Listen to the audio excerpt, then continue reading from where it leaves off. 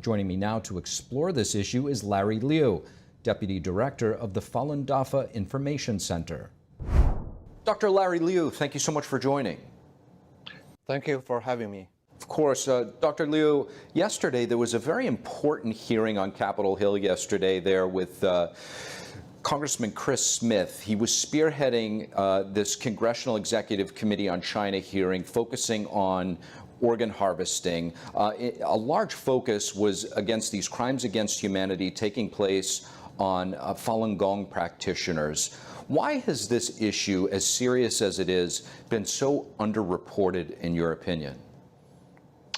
Very good question. I think we just published a report on New York Times past 25 years coverage on Falun Gong, and as a agenda-setting paper, and I think New York Times played a major role in this silence on this very important issue. Let me just give you one example. China Tribunal, which is independent tribunal based in London, which was led by Sir Jeffrey Nice, who was the lead prosecutor of Milosevic in 1990s. And they spent a year investigating this forced organ harvesting of Falun Gong practitioners and other prisoners of conscience, starting from 2019.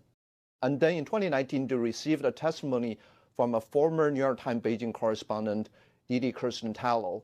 And in the testimony, she said that in 2016, she had a lunch with Chinese surgeons, transplant surgeons, and she can speak Chinese fluently. And she overheard their conversation, which indicate that it's a common knowledge among Chinese surgeons that organ harvesting from prisoners of conscience are happening. And they're not even aware of the Chinese government's so-called pronounced ban of using organs from executed prisoners.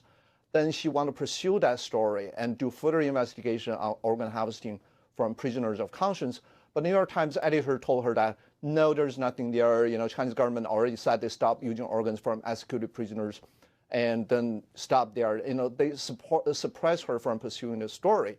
So, and then, in 2020, and the China Tribunal released their full judgment and concluded that forced organ harvesting has been going on for years in China on a large scale, and Falun Gong has been one and probably the main organ supply, and many dozens of international media reported, but New York Times keeps silent.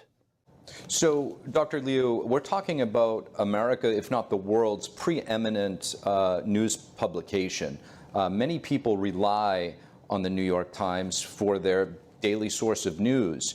So if you could, tell us, you mentioned the undercoverage that the New York Times has given to Falun Gong. Tell us how the New York Times actual reporting, you mentioned it just briefly there, specifically of Falun Gong, has differed from other media, and perhaps why. In terms of comparison with other media, I want to just point out the difference between New York Times and Wall Street Journal and Washington Post. In the first 2 years of persecution, starting from 1999 to 2001, Wall Street Journal did a series of 10 articles, on the human toll of the persecution, the state-sanctioned torture, and they won the Pulitzer Prize. It's great, groundbreaking reporting. They won the Pulitzer Prize deservedly. And the Washington Post did also a few underground investigations. For example, they debunked the false self-immolation hoax propagated by the CCP. And they also point out that the architecture of the persecution campaign, and point out that Jiang Zemin, the then communist leader and who single-handedly started the persecution, and he ordered Falun Gong to be labeled a cult a few months after the persecution started, retroactively. And Washington Post also published an article on the structure of the persecution campaign, and they documented a three-pronged strategy in the persecution campaign. One is a demonizing campaign against Falun Gong, the other is state-sanctioned torture, the other is brainwash. But New York Times did nothing of that depth and caliber. They lack underground investigation, and most of their story on Falun Gong were driven by some of the CCP statement or some of the highly visible protest. So it's very shallow. Deputy Director of Falun Dafa Info Center, Dr. Larry Liu, thank you so much for sharing your story. Thank you for having me.